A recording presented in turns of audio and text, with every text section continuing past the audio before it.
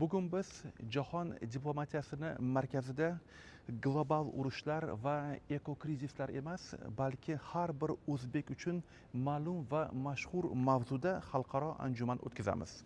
Va bu anjumanning mavzusi mahalla.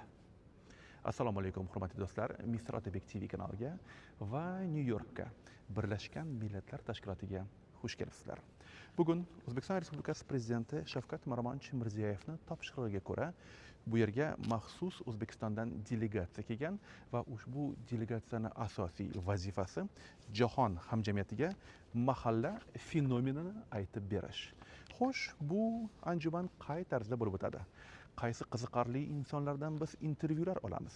Ularning hammasini hozirning o'zida birgalikda tomosha qilamiz.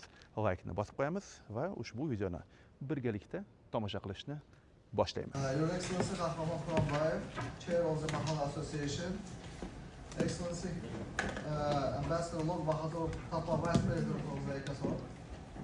Bugungi kunda odamlarning har qanday masalasi, muammolari e'tibor beringlar. Joylarda ko'tarilayotgan masala, muammolarning 84% mahallani o'zida bo'lmoqda. Kambag'allikni qisqartirish, bandlikni ta'minlash, oilalar farovonligini ta'minlash, ayniqsa jinoyatchilikni oldini olishda mahalla katta kuchga ega bo'lmoqda.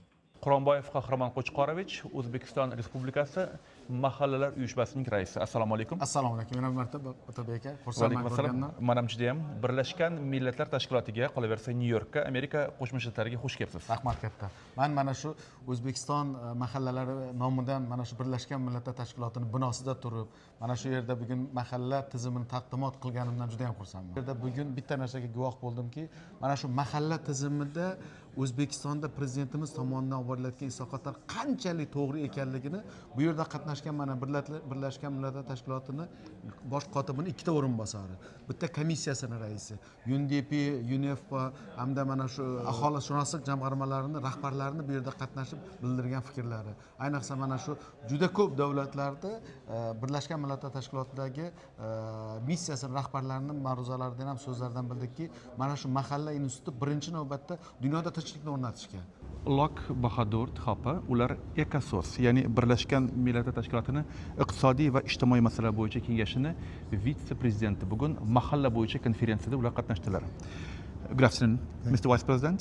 Thank you so much. So the first question, would you please describe mahalla with your own words? Mahalla. Yes. I think for me this is the very unique sort of organization.